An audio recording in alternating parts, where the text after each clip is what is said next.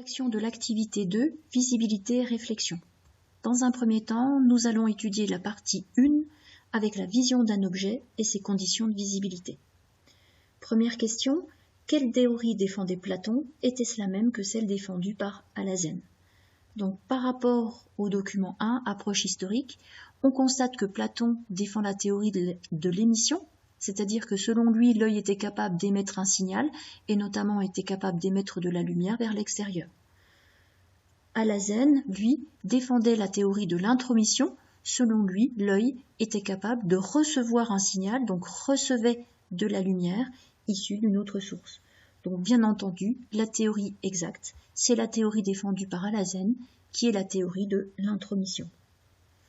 Maintenant, si on veut mettre en évidence un schéma qui illustre cette théorie, si on veut le choisir par rapport à ceux qui sont présentés, on constate que c'est le schéma 3 qui illustre la théorie de l'intromission. Le gruyère va être éclairé par le soleil, il va pouvoir diffuser de la lumière qui arrivera jusqu'à l'œil de Jerry. Ainsi, Jerry pourra voir le morceau de gruyère.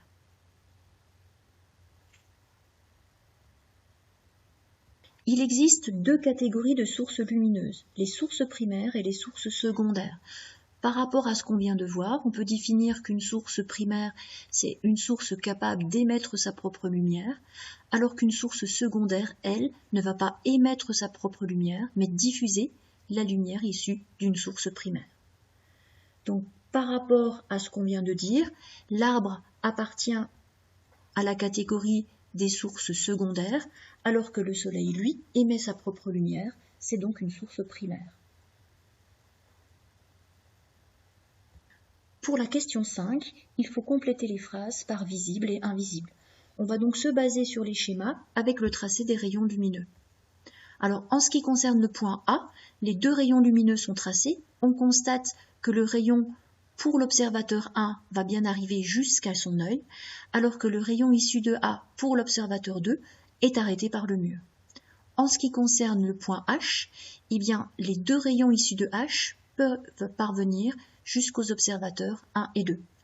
On recommence la même opération avec le point B. On constate que pour le point B, eh bien, le rayon qui va arriver peut arriver jusqu'à l'observateur 1, mais il ne peut pas arriver jusqu'à l'observateur 2. Donc, si on complète par les termes visibles et invisibles, on peut indiquer que A et B sont visibles par l'observateur 1, mais invisibles par l'observateur 2, alors que le point H est visible par les deux observateurs 1 et 2.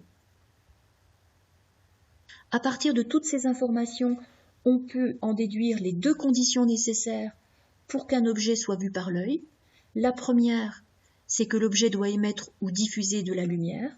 Et la deuxième condition, c'est que la lumière émise ou diffusée doit pouvoir entrer dans l'œil de l'observateur. Étudions maintenant la partie 2 sur le phénomène de réflexion. Donc dans un premier temps, il va falloir tracer deux rayons lumineux qui permettent d'expliquer pourquoi la personne observe le reflet de la maison dans l'eau. Donc en complétant sur le schéma, eh bien, on va travailler sur deux points issus de la maison, par exemple un des sommets du toit. Le rayon va être réfléchi par la surface du lac et comme il y a propagation rectiligne de la lumière, notre cerveau pense que la lumière se propage toujours en ligne droite, si bien que l'observateur aura l'impression que le point qu'il voit provient du lac. On peut recommencer la même opération en traçant un deuxième rayon lumineux, en prenant une autre partie du toit. Ce rayon va être réfléchi, mais pour l'observateur, ce rayon est issu de l'eau.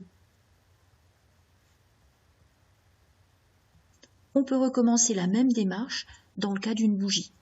Donc on a une bougie qui est allumée et qui va être placée devant une vitre. Si on trace un point issu de la bougie, avec la vitre, eh bien, le rayon va être réfléchi, l'observateur pense que la lumière se propage en ligne droite, il aura l'impression de voir le point de cette bougie de l'autre côté de la vitre. On prend un autre point, on recommence le phénomène de réflexion, et à ce moment-là, eh bien, l'observateur a l'impression que la bougie qui est située derrière la vitre est allumée, alors qu'en réalité, elle est éteinte. On peut continuer de mettre en évidence ce phénomène de réflexion dans le cas d'un périscope. Donc un périscope est un instrument d'optique utilisé entre autres dans les sous-marins pour détecter un obstacle sur la mer. Donc si on veut que l'observateur puisse voir par exemple un arbre, eh bien il faut forcément qu'un rayon issu de l'arbre puisse parvenir jusqu'à l'œil de l'observateur. Donc il y a un premier miroir qui est placé, qui va permettre de faire réfléchir la lumière. Donc pour cela, on va tracer aussi une direction particulière qu'on appelle la normale. On repère l'angle qu'on appelle l'angle d'incidence. Et pour que le rayon lumineux puisse parvenir jusqu'à l'œil, eh bien vraisemblablement, il va falloir tracer un miroir qui a la même direction que le miroir 1. Ainsi, le rayon lumineux issu de l'arbre va subir une première réflexion à partir du miroir 1. On peut repérer d'ailleurs l'angle de réflexion. Par rapport aux documents fournis, on constate que l'angle de réflexion I' est égal à l'angle d'incidence petit i. On va tracer de nouveau une normale par rapport au deuxième miroir. Et comme l'angle de réflexion est égal à l'angle d'incidence, eh bien forcément, le rayon lumineux va pouvoir parvenir aussi jusqu'à l'œil de l'observateur.